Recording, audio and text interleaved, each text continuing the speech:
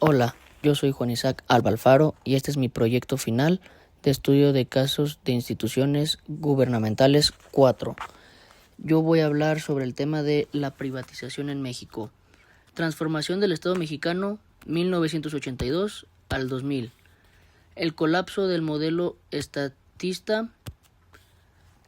Para entender la urgencia de la privatización, debemos mirar las frías estadísticas de 1982, al cierre del sexenio de José López Portillo. El Estado mexicano operaba 1.155 empresas paraestatales. El déficit del sector público alcanzaba un histórico de 16.9% del PIB y la inflación se disparaba por encima del 100% anual. México no privatizó por una simple preferencia ideológica inicial, sino por una asfixia financiera. El 1 de septiembre de 1982 se decretó la nacionalización de la banca, un último intento por controlar la fuga de capitales. Pero eso solo aumentó la carga burocrática, el modelo de crecimiento hacia adentro. Había muerto. La llegada de Miguel de la Madrid el 1 de diciembre de 1982 marcó el inicio de la decaída perdida y la implementación del programa inmediato de reordenación económica, PIRE, que sentó las bases para el adelgazamiento del Estado. Concepto y doctrina del Estado social al Estado neoliberal. La doctrina que sustenta este periodo es el neoliberalismo, específicamente las recomendaciones del Consenso de Washington de 1989. Jurídicamente, la privatización en México se define como la desincorporación de entidades paraestatales del dominio público. Según la doctrina de derecho administrativo, este proceso busca revertir la estatización, amparándose en el principio de subordinadad. El Estado solo debe intervenir en la economía cuando los particulares no puedan o no quieran hacerlo.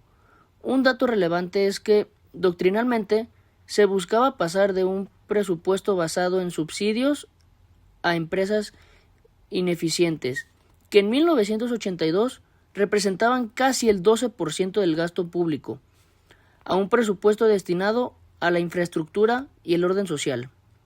Se argumentaba que la gestión privada reducida la corrupción y la absolvencia tecnológica mediante la disciplina del mercado y la competencia. Desarrollo cronológico. El proceso se ejecutó en 3 oleadas masivas. En el periodo de 1982 a 1988, con presidente Miguel de la Madrid, se desincorporaron 214 empresas. La mayoría eran pequeñas textiles, ingenios azucareros y embotelladoras. El objetivo era el saneamiento. Al final de su sexenio, el número de prestatales bajó de 1.155 a 412. Periodo de 1988 a 1994. Carlos Salinas de Gortari fue el auge de la privatización. Se vendieron 252 empresas, pero de un valor estratégico inmenso. El gobierno recaudó aproximadamente $20 millones, tan solo por la venta de 18 bancos comerciales entre 1991 y 1992. El Estado obtuvo $12.400 millones, lo que representaba casi el 3% del PIB de la época. Periodo 1994 al 2000, con Ernesto Zedillo. Tras la crisis del error de diciembre, la privatización se centró en servicios.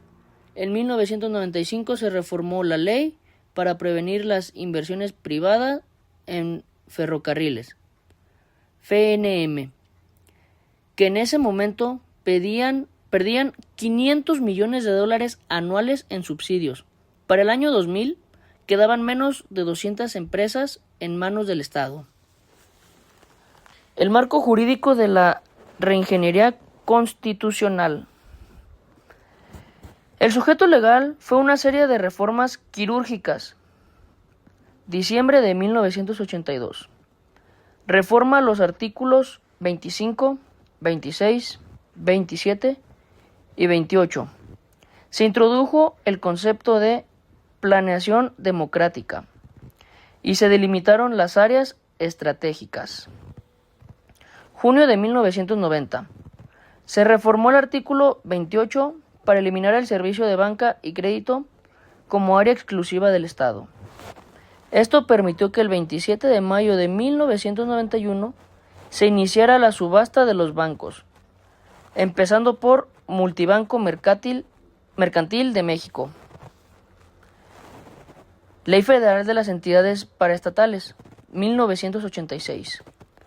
Estableció el Comité de Desincorporación.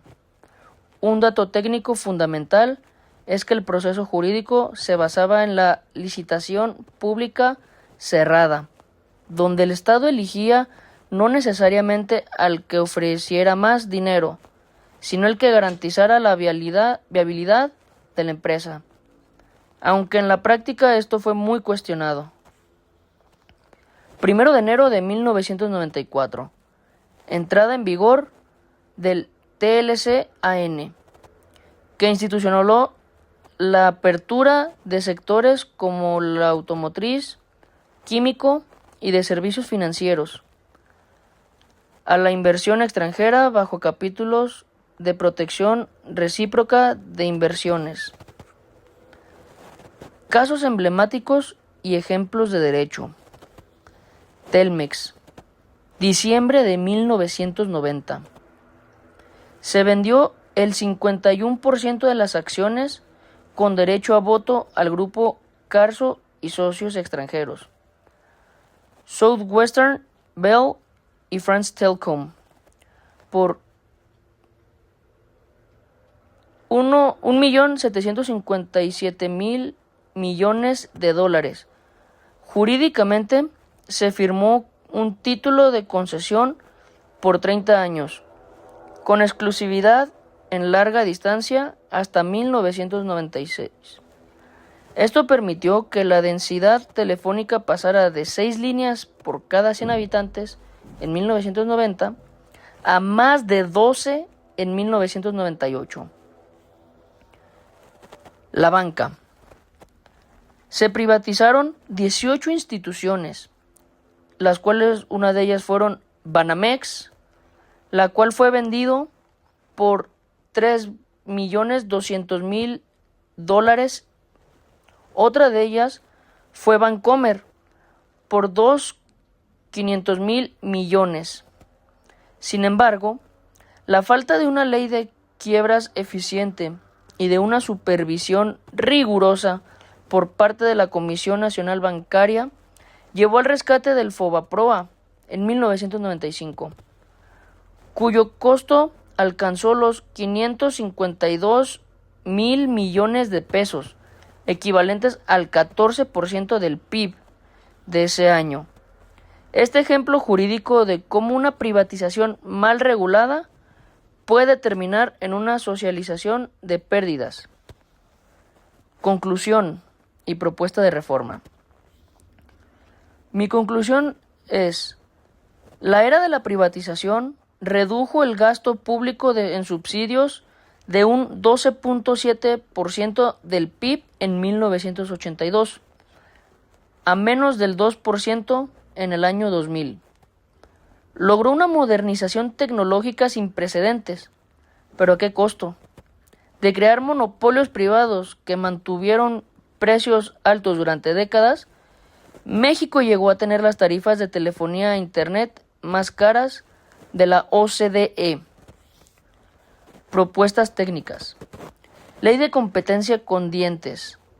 Reformar el artículo 28 para que la COFECE pueda ordenar desincorporación de activos de empresas privadas que ejerzan poder monopólico de forma automática sin pasar por amparos de 10 años. Esto quiere decir que se reduzcan tiempos para su eficiencia. Contratos de concesión dinámicos. Que los títulos de concesión como los aeropuertos, tales como el AIFA, o autopistas, incluyen revisiones de tarifas cada 3 años, basada en comparativas internacionales, que esta tiene que ser benchmarking, obligando al privado a bajar precios si su margen de utilidad excede el 20% anual. Auditoría social obligatoria. Toda futura desincorporación debe pasar por una consulta técnica vinculante con universalidades y cámaras de comercio, no solo por decisiones discrecionales del Ejecutivo.